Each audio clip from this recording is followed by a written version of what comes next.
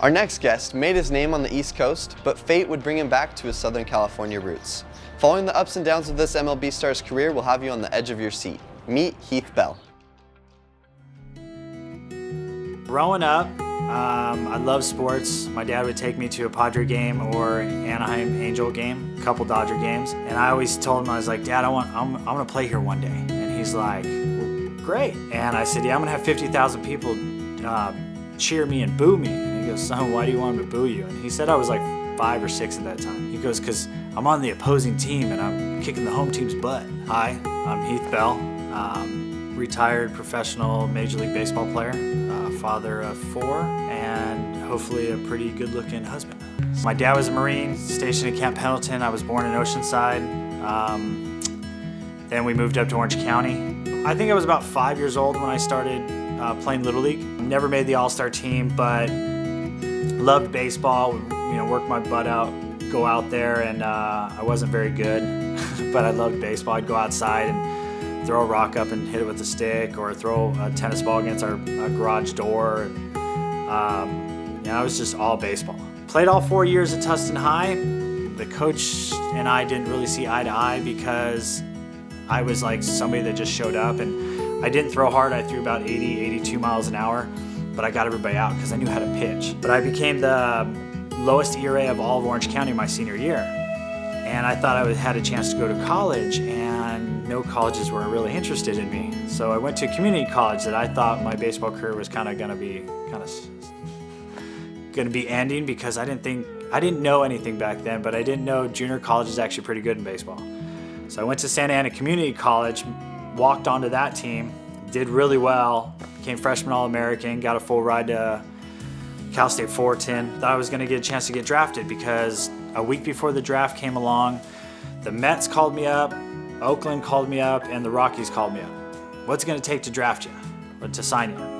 And I said, I don't have any money, but I'm ready to go. I said, just draft me. Draft comes, no draft. The next day, not signed. So I called the Mets guy up, Bob Miner, and I asked him, hey, why didn't I get drafted?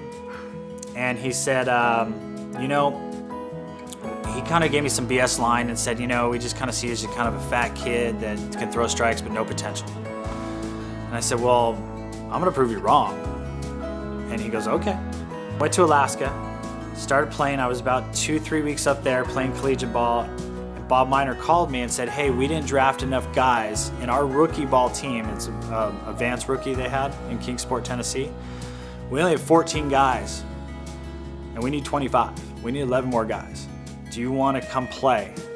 And I was like, yeah. 2 days before we break camp, I go to the next level, long season A-ball. And one of my coaches from last year, that was Tim Foley, who's the manager, he played in the big leagues for a while with Pittsburgh, for probably like 14, 15 years. He goes, I stuck my neck out for you because I think there's something there. And don't prove me wrong. In my rookie season, in rookie ball, we had guys that threw 97 miles an hour. And they were drafted, first round, second round. We had a lot of draft picks on our team. They would come to me and say, Heath, I'm in the stands. You struck the side out and you threw 86, 87 miles an hour. I didn't throw anything below 95. And I threw 7 innings and I struck one guy out. Like, what are you doing? And that got me thinking. So I started talking to him, just, pitching. So I went to the catchers and I started asking them, hey, like, where do you set up with Willie? Because I was trying to help Willie so we could win as a team. And he's like, I just set up down the middle. And I was like, what are you talking about? He goes, he has no idea where it's going. Like, he's got an unbelievable curveball, an unbelievable fastball, but he has no idea where it's going. And I'm like, who do you do that with? Because you move back and forth. He goes, you and Gary are the only 2 guys, the only pitchers that I actually move and go like, hey, throw a curveball over here, throw a fastball up here. Like, you actually hit your spots. And that got me thinking, like, man, all the draft guys have unbelievable stuff, but they have no idea where it's going. So I go to high A, and there's not really guns. It shows you how hard people throw. I think there's mostly nowadays. And the first month, everybody was like, Heath, you're throwing 97, 98. And I thought they were just trying to get my goat. And I was like, no, I'm not. So then I looked at the gun chart literally a month after the season. I was sitting at 96, 97 miles an hour. And turning back to give some props to my wife goes, none of that's true. It's because you met me. One of my best moments ever is the end of my first year in '04. I'm walking out of Shea Stadium with my wife and one of the bat boys, and I just started laughing. And my wife's like, "What are you laughing at?" And I was like, "Dude, I'm in the big leagues." And Mike goes, "You've been here for over 2 months.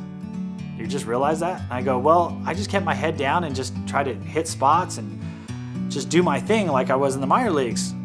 But I could just sit back now and go, dude, I've made the dream. If I never pitch again next year, you know, my dream come true. The kid that didn't play varsity until senior year, a kid that in a career day in elementary and junior high, it was like, hey, what do you want to do when you get older? I want to be a Major League Baseball player.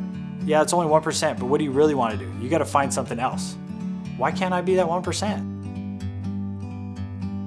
So I'm starting my spring training of my 7th season in the minor leagues. Last day, they bring me in the office and say, Heath, we don't have any room for you in AAA. And I was like, all right, what does that mean? You know, I'm freaking out in my head. Well, you can go to AA or you can have your release and go find another job. I have 3 kids. I need a job. I'll go to AA. I'll do whatever. You know, because I was like, man, what do I do now? I'm going to get released. My dream's over. So I said, I'll go to AA. I said, can I have my AAA pay? And they're like, what does your contract says? I'm like, I haven't read that in 7 years. You know, I sign it every year. Literally it was $200 more, or $200 less in AA, and I just wanted the extra $200. And he goes, yeah, we'll give you that. And I said, okay. So I drive up to Binghamton, New York for AA. Somebody got hurt in an exhibition game in AAA, hurt their arm. The next day of the season, they have me drive to Virginia, to Norfolk, Virginia. I actually pitched opening night for them like a day later. So now I'm back in AAA. I want to say it was probably almost 3 months, so say 2.5 months later, I get called up to the big leagues. And it was like, I was freaking out. So after my 7th year, I finally get called up towards the end of the season, and I get called up. I find out at like 1 o'clock in the morning, you know, we're going to be in Shea Stadium. We're playing the San Diego Padres, ironically. First batter I ever faced, 3 fastballs, struck him out, and it's actually David Wells. So anyway, I pitched 2 innings, struck 4 guys out against the San Diego Padres in Shea Stadium. My 10th year in pro ball, I found out I was traded to San Diego. And I was really excited because this is kind of where I was born. I think it's kind of ironic how I get called up to the big leagues with the Mets. The first team I ever faced that day was the San Diego Padres. I get traded 3 years later to the San Diego Padres, and the first save I ever get is in Shea Stadium, and you know, against my old team, the Mets. Even though I love the Padres and I'm a diehard Padre fan, and I really feel like I'm a San Diego Padre more than I'm a New York Met, but the New York Mets gave me a chance. And it just didn't blossom with them, it blossomed with San Diego, and I think San Diego just kind of saw that. My 3rd year with the Padres, all of a sudden I made the All-Star team, and it was like a kid at a candy store because, man, I never made an All-Star team in Little League. I literally had to wait until I was in the major leagues, my 5th or 6th year in the major leagues to make an All-Star team. Never made one in the Little League. So to all the kids out there never making Little League that love baseball and have a passion for it, just keep busting your butt. Getting away from the game is just really, it's hard, but it's, I love being a dad now. So, you know, it's funny because I did get offers the last 2 years to kind of come back and try out in spring training, but you know, this is more important because I was thinking, like, getting back to what I was saying, after 11 years, if I keep playing until I'm 40, am I just being selfish? Because I have kids. I don't want to be that Major League Baseball player or star that, oh, hey, you know, that was your dad? You know, how was he like? Well, he was never around. You know? Like, yeah, he's a great star, but he was never around. I became a Christian, didn't really know about the Lord growing up. I had a marriage, I had 3 kids, but I just felt like something was missing. Thought it was the big leagues. Got to the big leagues, wasn't that. Kind of established myself, wasn't that. And I was like, I always felt like there was something missing. And my wife kind of mentioned, hey, let's go to church because, you know, it'd be good for the kids. I'm like, all right, but I'm not going if I don't understand it. Marriage was going kind of south, you know, because it was just hard. We're always gone. I'm always gone, and she has to raise 3 kids, and one with special needs. It's not easy. We kind of, I couldn't really tell you how we found the Lord, but we kind of did. And in saying that, like the void that was in my heart filled up. And I just feel at peace. When I started spring training that year in '09, man, my first 2 outings, I don't think I got out of the inning. And I got pulled, and I was like, and my wife called me, she's like, what's going on? I'm like, I have no idea. And I said, I used to pitch with so much anger, and like, I used to think, man, you are not gonna take, this batter is not gonna take the roof over my wife's head, not gonna take the food off my kid's table. I felt like I was going to war, and I just used to think the worst things ever, so I could just, if I, hit him in the back, I didn't care, this and that. And I go, I don't have that anger anymore. I'm just kind of happy. And then I went to bed the next night, and I woke up just feeling like, I felt like the Lord goes, Heath, you're pretty good. That's it. So my next outing was 2 days later, dominated again. My wife goes, hey, what changed? I go, man, I'm actually pretty good at pitcher.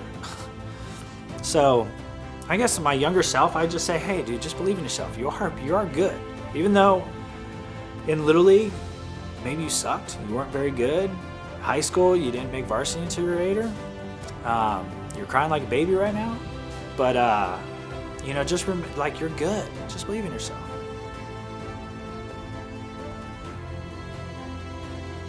Hi, I'm Heath Bell, former Major League pitcher, former Major League closer, 3-time All-Star, and you're watching The Block.